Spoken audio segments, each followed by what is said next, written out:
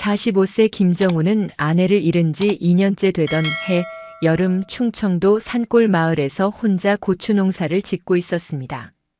서울에서 공무원으로 일하던 그는 아내와 사별 후 모든 것을 정리하고 이곳으로 내려왔어요. 무더운 7월 어느 날 오후 정우는 상의를 벗은 채 고추밭에서 호스로 물을 주고 있었습니다. 2년간의 농사일로 그의 어깨와 팔뚝은 예전보다 훨씬 탄탄해져 있었어요. 검게 그을린 피부 위로 흐르는 땀방울이 햇살에 반짝였습니다. 형부. 정우가 놀라 돌아보니 42세 이수진이 서 있었어요. 수진은 정우의 처제로 한 달 전 7년간의 결혼 생활을 정리하고 이혼한 상태였습니다. 연한 민트색 민소매 원피스를 입은 그녀가 큰 가방을 끌고 서 있었죠. 수진아, 갑자기 웬일이야? 연락도 없이. 수진은 시선을 돌리며 어색하게 미소를 지었습니다. 형부 혼자 이런 곳에서 지내신다고 해서 걱정되어서 왔어요. 그녀의 목소리에는 묘한 떨림이 있었어요. 정우는 수진을 다시 바라봤습니다. 예전에 보던 그 아이가 아니라 성숙한 여성의 모습이었어요. 이혼 후 살이 조금 빠진 탓인지 얼굴선이 더욱 또렷해져 보였습니다. 많이 달라지셨네요, 형부. 수진이 정우의 변화한 체격을 보며 감탄하듯 말했어요. 저녁 준비를 위해 둘은 작은 농막으로 들어갔습니다. 6평 남짓한 공간에는 간단한 부엌과 방 하나뿐이었어요. 정우는 거실 바닥에 요를 깔고 자신이 잠을 자겠다고 했습니다. 수지는 방 안에서 짐을 정리하며 문틈으로 정우를 흘끔 봤어요. 그녀는 자신도 모르게 심장이 빨라지는 것을 느꼈어요. 밤이 깊어지자 농막은 고요해졌습니다. 얇은 벽 하나를 사이에 두고 서로의 존재가 생생하게 느껴졌어요. 수지는 천장을 바라보며 뒤척였습니다. 형부가 이렇게 매력적인 사람이었나? 정우 역시 잠을 이루지 못했어요. 처제라고만 생각했던 수진이 이제는 한 명의 여성으로 다가오고 있었습니다. 그는 이런 자신의 마음이 잘못된 것인지 고민했어요. 새벽 4시가 넘어서야 둘 다 간신히 잠에 들었습니다. 다음 날 아침 정우는 평소 습관대로 일찍 일어났습니다. 수진도 함께 일어나 농사일을 도와주겠다고 나섰어요. 그녀는 편한 흰색 티셔츠와 청바지 차림으로 고추밭에 따라 나왔습니다. 조심해, 땅이 고르지 않아서 미끄러울 수 있어. 정우가 당부하며 수진에게 고추 따는 법을 알려줬어요. 오전 10시쯤 되자 수진이 고추를 따다가 발을 헛디뎠습니다. 그녀가 뒤로 넘어질 뻔하는 순간 정우가 재빨리 달려가 허리를 감쌌어요. 정우의 굵직한 팔이 수진의 가는 허리를 단단히 잡고 있었습니다. 수진은 정우의 가슴에 손을 대고 균형을 잡았어요. 그 순간 정우의 심장 박동이 빨라지는 것이 그녀의 손끝으로 전해졌습니다. 괜찮아? 정우가 걱정스럽게 물었지만 팔을 빼지는 않았어요. 네, 고마워요, 형부. 몇 초간의 정적이 흘렀어요. 일주일이 지나고 수지는 계속 농막에 머물렀습니다. 처음에는 며칠만 지내다 갈 생각이었지만 날이 갈수록 정우와의 시간이 좋아졌어요. 두 사람은 아침에 일어나 함께 밭일을 하고 저녁에는 책을 읽거나 이야기를 나누며 시간을 보냈습니다. 형부는 서울 생활이 그립지 않으세요? 어느 저녁 수진이 물었어요. 정우는 잠시 생각하다 고개를 저었습니다. 처음에는 그랬지. 하지만 이제는 여기가 더 좋아. 복잡한 인간관계도 없고 경쟁도 없고 그냥 자연과 함께 사는 게 마음이 편해. 이해해요. 저도 이혼하고 나니 모든 게 정리된 기분이에요. 사람들의 시선도 없고. 수진의 목소리가 작아졌어요. 많이 힘들었지? 정우가 따뜻한 눈빛으로 물었습니다. 수진은 그제서야 모든 이야기를 털어놓았어요. 남편의 외도, 시댁의 냉대, 그리고 자신의 상처. 모든 것을 참아왔던 7년의 결혼 생활이 무너진 과정을. 미안해, 수진아. 언니가 살아있었으면 내게 더 힘이 되어줬을 텐데. 정우의 목소리에는 진심이 담겨 있었어요. 형부 탓이 아니에요. 오히려 제가 위로받으러 와서 폐만 끼치고 있네요. 무슨 소리야? 너 덕분에 이 집이 훨씬 밝아졌어. 혼자 살다 보면 말할 사람도 없고 가끔은 내가 소리내 웃고 있는지조차 잊을 때가 있었거든. 그날 밤 수지는 처음으로 자신의 미래에 대해 생각했습니다. 서울로 돌아가 무엇을 해야 할지, 어떻게 새 삶을 시작할지. 하지만 묘하게도 이곳을 떠나고 싶지 않다는 생각이 들었어요. 정우 옆에 있으면 안정감이 들었습니다. 2주가 지나면서 두 사람은 무언의 일상을 만들어갔습니다. 아침 식사 준비는 정우가, 저녁은 수진이 담당했어요. 밭일은 함께 했고 마을에 장을 보러 갈 때도 같이 갔습니다. 마치 오랫동안 함께 살아온 부부처럼 자연스러운 호흡이 만들어졌어요. 저기 정우 씨 처제가 아직도 있네. 동네 이장님이 정우에게 물었습니다. 네, 좀 쉬다 가려고요. 참 좋으시겠어요. 홀로 계시다가 젊은 식구가 생기니 집안이 환해 보이네. 정우는 웃으며 대답했지만 마을 사람들의 시선이 느껴졌습니다. 처제가 오래 머무는 것에 대한 의문과 호기심이 점점 커져가고 있었어요. 한 달이 지나자 정우와 수진 사이에는 미묘한 변화가 생겼습니다. 서로를 바라보는 시선이 달라졌어요. 정우는 이제 수진을 단순한 처제가 아니라 한 여성으로 보기 시작했고 수진도 정우를 형부가 아닌 한 남자로 느끼고 있었습니다. 오후 3시가 되자 무더위가 극심해졌습니다. 수진의 이마와 목덜미에는 땀방울이 송송 맺혀 있었어요. 흰 티셔츠도 땀에 젖어 몸에 달라붙었습니다. 정우가 시원한 물을 가져와 수진에게 건넸어요. 너무 무리하지 마. 더위 먹겠어. 그러면서 자연스럽게 수진의 어깨에 손을 올렸습니다. 정우의 손길이 수진의 어깨를 부드럽게 쓰다듬었어요. 수진은 그 터치에 온몸이 미세하게 떨리는 것을 느꼈습니다. 형부 팔에 힘이 정말 많이 붙었네요. 수진이 정우의 팔뚝을 살짝 만지며 말했어요. 정우의 근육이 그녀의 손길에 반응해 단단하게 굳어졌습니다. 그날 저녁 정우는 농막 뒤편에서 낡은 책상을 손질하고 있었습니다. 수진이 차가운 물을 가져왔어요. 형부 목마르시죠? 여기요. 정우가 고개를 들어 수진을 바라봤습니다. 석양에 물든 그녀의 얼굴이 어쩐지 그 어느 때보다 아름다워 보였어요. 순간 정우의 가슴이 쿵 내려앉는 것 같았습니다. 내가 지금 뭐 하는 거지? 그녀는 아내의 동생이야. 정우는 급하게 시선을 돌렸어요. 하지만 이미 늦었습니다. 수진은 그의 눈빛에 담긴 감정을 읽었어요. 고마워, 수진아. 정우가 물을 받아 마시는 동안 두 사람 사이에는 무거운 침묵이 흘렀습니다. 그것은 말로 표현할 수 없는 감정이었어요. 금지된 감정이었습니다. 그날 밤 수진은 뒤척이며 잠을 이루지 못했습니다. 그녀는 자신의 마음을 인정하기 시작했어요. 형부에게 끌리고 있다는 사실을. 하지만 동시에 죄책감이 밀려왔습니다. 언니가 사랑했던 사람에게 이런 감정을 품는 것이 옳은 일일까? 정우 역시 복잡한 마음으로 밤을 지새웠습니다. 아내가 세상을 떠난 지 2년 그는 자신의 감정이 다시 깨어나고 있음을 느꼈어요. 하지만 그 대상이 처제라니. 아내가 그것을 알면 어떤 표정을 지을까?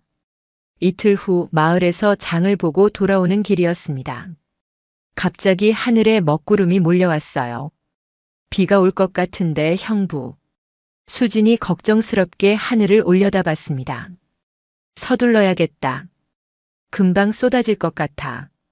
두 사람은 발걸음을 서둘렀지만 농막까지 얼마 남지 않았을 때 빗방울이 떨어지기 시작했어요.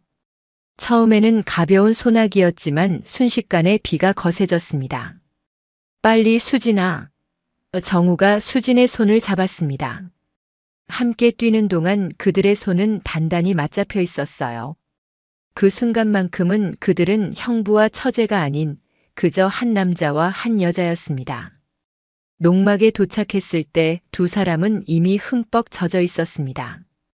비는 더욱 거세게 내리고 있었고 천둥 소리가 먼 곳에서 들려왔어요. 완전히 젖었네. 정우가 머리에서 물을 털어내며 말했습니다. 수진도 흠뻑 젖은 옷을 당황스럽게 바라봤어요. 빨리 갈아입어야겠어요. 수진이 말하며 방으로 향했습니다. 그래, 감기 걸리겠다. 나도 옷 갈아입을게. 바로 그 순간 큰 천둥 소리가 농막을 뒤흔들었습니다. 수진은 놀라 비명을 지르며 뒤로 물러섰고 균형을 잃어 넘어질 뻔했어요. 정우가 재빨리 그녀를 붙잡았습니다. 괜찮아? 정우의 팔이 수진의 허리를 감싸고 있었어요.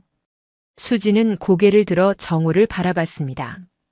두 사람의 얼굴이 너무 가까웠습니다. 형부. 수진의 목소리가 떨렸습니다. 정우는 수진의 눈을 바라봤어요. 그녀의 눈동자에는 두려움과 함께 뭔가 다른 감정이 깃들어 있었습니다. 정우는 자신도 모르게 그녀의 얼굴을 손으로 감쌌어요. 수진의 젖은 머리카락에서 빗방울이 떨어지고 있었습니다. 이러면 안 돼. 정우가 중얼거렸지만 그의 손은 수진의 뺨에서 떠나지 않았어요. 왜 안 되나요? 수진의 목소리는 작았지만 확신에 찬 물음이었습니다. 너는 내 처제고 언니는 이미 이 세상 사람이 아니에요. 그리고 저는 형부를. 수진의 말이 채 끝나기도 전에 정우의 입술이 그녀의 입술을 덮었습니다. 처음에는 조심스러운 입맞춤이었지만 곧 그들의 감정이 폭발했어요. 오랫동안 억눌려온 욕망이 한순간에 터져나왔습니다. 밖에서는 여전히 빗소리가 요란했지만 그들은 이미 다른 세계에 있었어요. 수진아. 정우가 숨을 고르며 물었습니다. 정말 괜찮은 거야? 수진은 고개를 끄덕였어요. 네, 형부. 이미 오래전부터 이런 감정이 있었어요. 나도 그래. 하지만 이건 잘못된 일이라고요? 그럼 왜 이렇게 자연스럽게 느껴지나요? 정우는 대답 대신 다시 수진을 품에 안았습니다. 그들은 비가 그칠 때까지 서로를 안고 있었어요. 그것은 선을 넘은 순간이자 돌이킬 수 없는 시작이었습니다. 그날 밤 그들은 처음으로 하나가 되었어요. 서로의 온기를 느끼며 오랫동안 외로웠던 두 몸과 마음이 위로를 찾았습니다. 그것은 단순한 육체적 결합이 아니라 상처받은 두 영혼의 만남이었어요. 후회하지 않아? 새벽녘 정우가 수진의 머리카락을 쓰다듬으며 물었습니다. 아니요. 제 인생에서 가장 행복한 순간이에요. 수진이 정우의 가슴에 얼굴을 묻으며 대답했어요. 나도 그래. 하지만 이 일은 비밀로 해야 한다는 거 알아요. 마을 사람들이, 아니 세상이 우리를 이해하지 못할 거예요. 정우는 한숨을 쉬었습니다. 그래. 그건 그렇지. 그들은 서로를 바라보며 미소 지었어요. 세상의 시선과 도덕적 잣대가 무엇이든 지금 이 순간만큼은 그들의 감정이 진실임을 알았습니다. 그날 이후로 두 사람의 관계는 완전히 달라졌습니다. 낮에는 형부와 처제로 조심스럽게 행동했지만 밤이 되면 그들은 열정적인 연인이 되었어요. 농막의 좁은 방은 그들만의 비밀 공간이었습니다. 하지만 낮 시간이 점점 더 어려워졌어요. 마주칠 때마다 눈빛이 달라졌고 손이 스치기만 해도 전류가 흐르는 듯 했습니다. 서로를 향한 욕망을 숨기는 것이 힘들어졌어요. 어느 날 오후 정우는 마을에 나가 농기구를 수리하러 갔습니다. 수지는 농막에 혼자 남아 빨래를 하고 있었어요. 갑자기 마당에 누군가 들어오는 소리가 들렸습니다. 형부. 수진이 반가워하며 밖으로 나갔지만 그곳에는 마을 이장님이 서 있었어요. 아이고, 아직도 여기 계시는구먼. 정우 씨는 어디 갔소? 아, 이장님. 형부는 농기구 수리하러 마을에 나갔어요. 이장은 수진을 유심히 바라보았습니다. 언제까지 여기 계실 생각인가? 서울로 돌아갈 계획은 없나? 아직은. 형부 혼자 계시니까 좀 더 도와드리려고요. 그렇죠? 마을에서 말들이 많아지기 전에 빨리 정리하는 게 좋을 텐데. 수지는 얼굴이 붉어졌어요. 무슨 말씀이시죠? 아니 혼자 사는 남자 집에 젊은 여자가 오래 있으니 사람들 입에 올리기 쉽잖아. 게다가 처제면 더 말이 많아질 수 있지. 이장이 돌아간 후 수지는 마음이 무거워졌습니다. 사람들이 이미 그들을 의심하고 있었어요. 정우가 돌아오자 수지는 이장이 다녀갔다는 말을 전했습니다. 뭐라고 하셨어? 정우의 얼굴이 굳었어요. 마을에서 소문이 돈대요.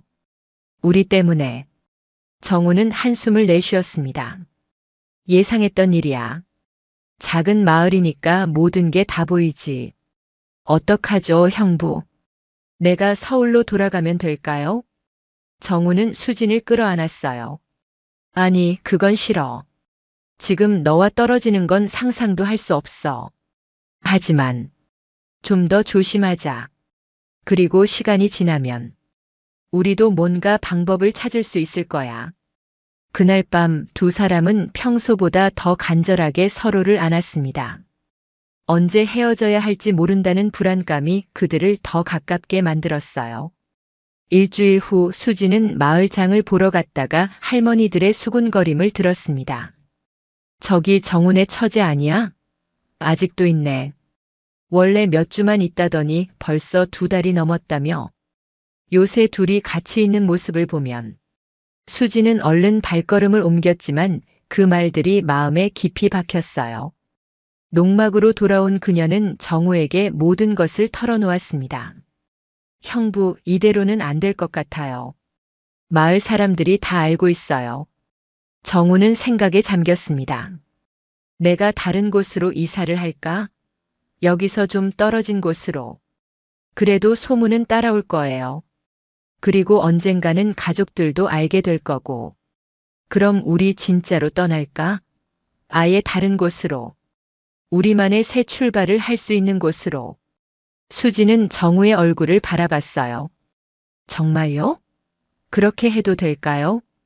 왜 안 돼? 우리는 성인이고 자유롭게 선택할 수 있어. 하지만 가족들은, 특히 언니의 아이는 어떡하죠? 정우의 표정이 어두워졌어요. 그게 가장 어려운 부분이지. 두 사람은 깊은 고민에 빠졌습니다. 그들의 행복과 주변 사람들의 상처 사이에서 어떤 선택을 해야 할지 답을 찾기 어려웠어요.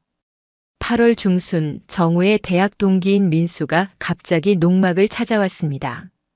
민수는 서울에서 휴가를 내고 정우를 만나러 온 것이었어요. 야, 이게 얼마만이냐? 민수가 정우를 끌어안으며 반가워했습니다. 민수야, 갑자기 웬일이야? 연락도 없이. 깜짝 놀라게 해주고 싶었지. 어떻게 지내? 민수는 집 안에서 나오는 수진을 보고 말을 멈췄어요. 아, 그게. 이쪽은 처제 수진이야. 잠시 쉬러 왔다가 지금까지 있어. 안녕하세요. 수진이 어색하게 인사했습니다. 민수의 눈이 의심스럽게 빛났어요. 처제? 이렇게 시골에 계속 있는 거야? 네, 서울에서 좀 쉬고 싶어서요. 수진이 대답했습니다. 민수는 술을 한 잔 마시더니 수진에게 물었습니다. 처제분, 서울에 직장은 없으세요? 지금은 쉬고 있어요. 이혼하고 나서 정리할 시간이 필요했거든요. 아, 이혼하셨군요. 민수의 눈이 정우와 수진을 번갈아 쳐다봤어요. 정우야, 내가 처제 잘 챙겨주는구나. 정우는 불편한 기색을 감추지 못했습니다. 당연한 거지. 형부로서. 세 사람은 저녁을 함께 먹었지만 분위기는 어색했어요. 민수의 눈빛에는 계속 의심이 담겨 있었고 정우와 수지는 서로 시선을 피했습니다. 밤이 깊어지자 민수는 술에 취해 정우에게 속삭였어요. 야, 정우야. 너 처제랑 뭐 있지? 솔직히 말해봐. 정우는 얼굴이 굳었습니다. 무슨 소리야? 내가 어떤 사람인지 모르냐? 아니, 그냥 분위기가 좀 이상해서. 너희 눈빛이 다르더라고. 그냥 조심하라고. 세상 사람들이 이해해 줄 것 같아? 정우는 민수의 말을 무시하려 했지만 그의 말이 가슴 깊이 박혔어요. 세상 사람들이 이해해 줄 것 같아? 그건 정우 자신도 잘 알고 있었습니다. 민수가 떠난 후 정우와 수지는 깊은 대화를 나눴습니다. 민수의 방문은 그들에게 현실을 직면하게 했어요. 형부 민수 씨가 우리를 의심하는 것 같아요. 그래, 눈치챈 것 같더라. 이제 어떻게 해야 할까요? 민수 씨가 다른 사람들에게 말하면. 정우는 깊은 한숨을 내쉬었어요. 생각할 시간이 필요해. 우리가 이대로 계속할 수 있을까? 언젠가는 결정을 내려야 할 거야. 며칠 후 정우의 아들이 전화를 걸어왔습니다. 아빠, 민수 삼촌한테 들었는데 수진 이모가 거기 있다면서요? 정우의 심장이 쿵 내려앉았어요. 그래, 내 이모가 이혼하고 좀 쉬고 싶대서. 이모 잘 지낸다고 전해줘. 아빠, 혼자 계시는데 이모가 오래 있으면 사람들이 이상하게 생각할 수도 있어요. 조심하세요. 통화를 끝내고 정우는 창밖을 바라봤습니다. 아들의 말이 계속 귓가에 맴돌았어요. 이미 소문이 퍼지고 있었고 곧 가족들까지 모든 것을 알게 될 것이었습니다. 수진아, 우리 이대로는 안 될 것 같아. 알아요, 형부. 저도 느꼈어요. 수진은 눈물을 참으며 말했습니다. 3일 후면 윤지의 제삿날이야. 그 말에 두 사람 모두 굳어졌어요. 윤지는 정우의 아내이자 수진의 언니였습니다. 그녀의 제삿날, 두 사람은 어떤 마음으로 그 자리에 설 수 있을까요? 형부, 제가 떠나야겠죠? 정우는 대답하지 않았지만 그의 눈에는 깊은 슬픔이 담겨 있었습니다. 두 사람 모두 알고 있었어요. 이 관계는 세상이 받아들일 수 없는 것이었고 가족들에게 더 큰 상처를 줄 수밖에 없다는 것을. 제삿날이 다가오자 정우와 수지는 점점 불안해졌습니다. 윤지의 부모님과 친척들 그리고 정우의 아들까지 모두 모일 예정이었어요. 그들 앞에서 어떻게 자연스럽게 행동할 수 있을까? 내일 아침 일찍 서울로 올라갈게요. 수진이 결심한 듯 말했습니다. 정말 가야 하는 걸까? 정우의 목소리는 떨렸어요. 네, 형부. 가야 해요. 이대로 계속하면 모두가 다칠 거예요. 특히 윤지 언니의 아들이. 우리의 이기심 때문에 상처받게 할 수는 없어요. 정우는 고개를 떨구었습니다.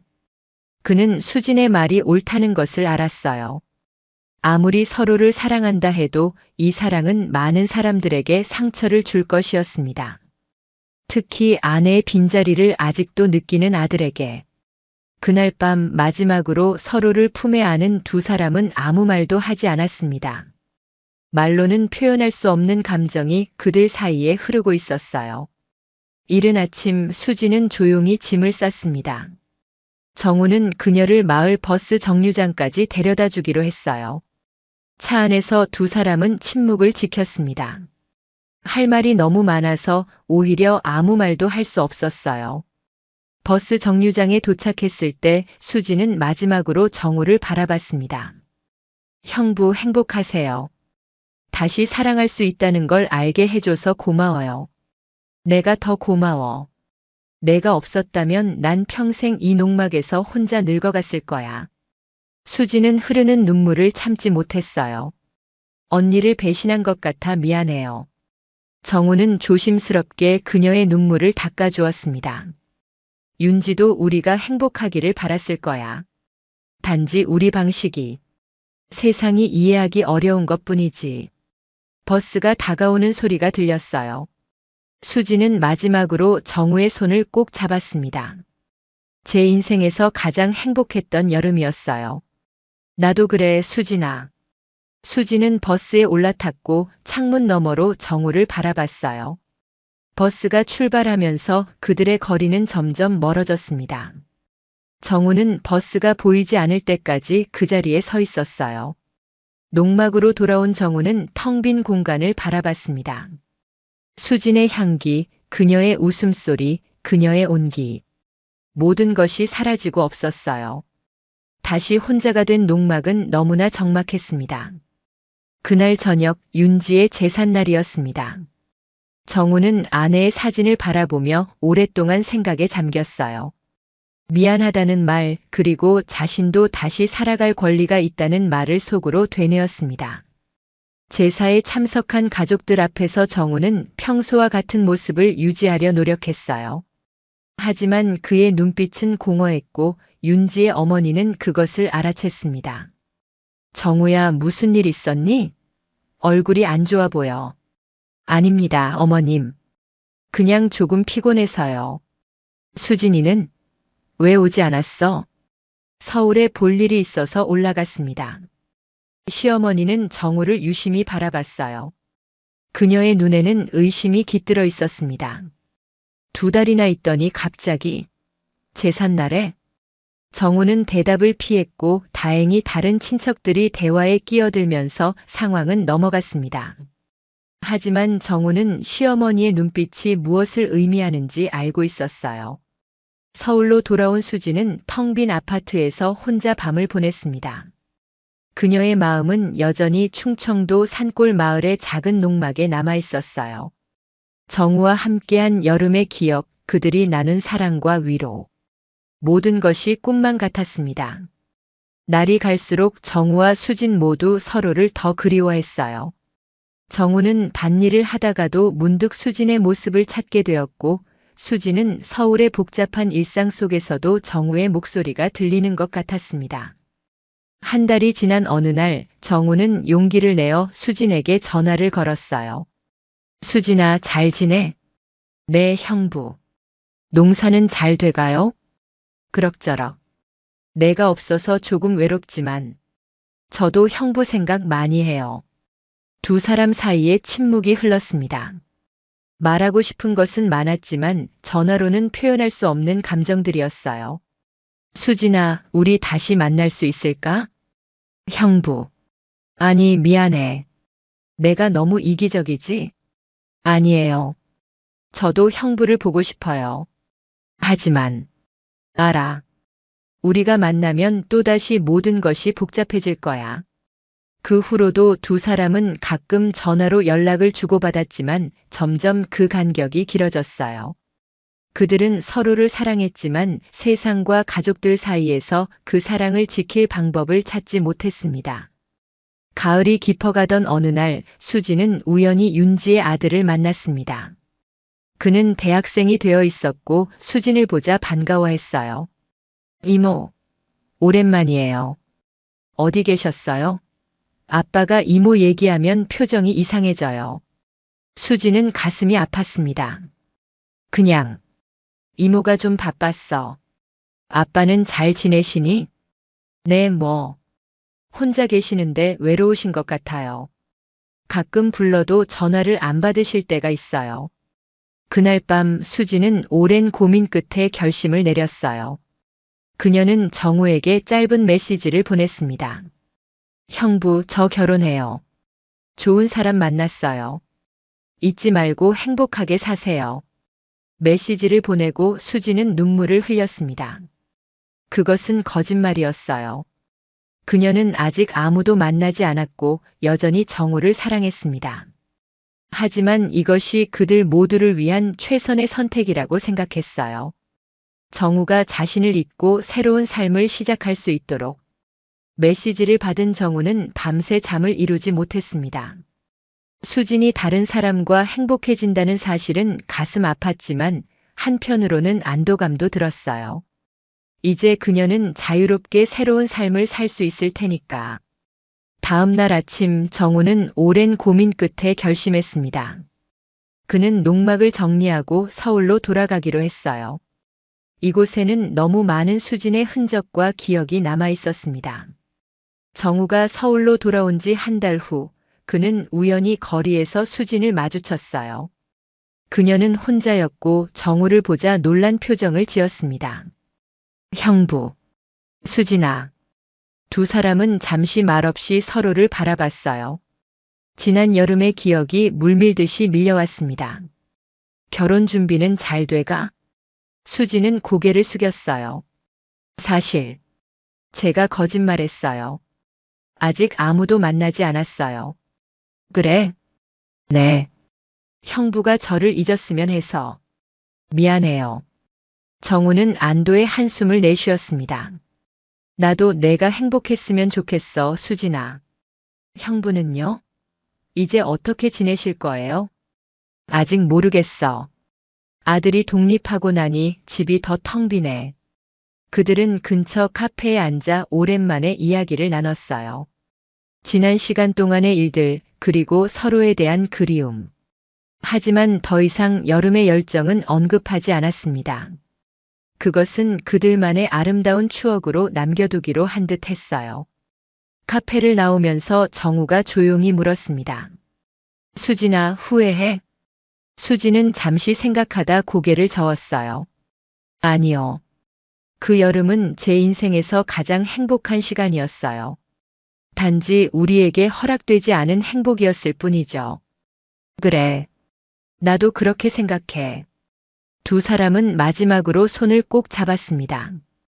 그것은 작별의 의미였지만 동시에 서로의 마음을 확인하는 순간이기도 했어요. 잘 지내, 형부. 너도, 수진아. 각자의 길로 돌아가는 두 사람의 발걸음은 무거웠지만 마음은 이상하게 편안했습니다.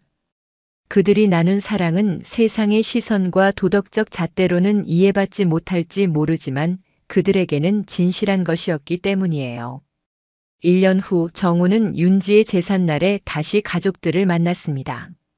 수진도 그 자리에 있었어요. 그들은 서로를 바라보며 미소 지었지만 더 이상 비밀은 없었습니다. 그저 형부와 처제로서 서로를 존중하고 기억하는 관계가 되었죠. 정우는 이제 새로운 삶을 살고 있었습니다. 다시 서울에서 작은 사업을 시작했고 아들과의 관계도 회복했어요. 수진도 마찬가지였습니다. 그녀는 직장을 구해 바쁘게 지내고 있었고 천천히 새로운 만남도 시작하고 있었어요. 하지만 그들의 마음 한구석에는 여전히 그 여름의 기억이 자리 잡고 있었습니다. 충청도 산골 마을의 작은 농막, 그곳에서 나눈 뜨거운 사랑과 위로.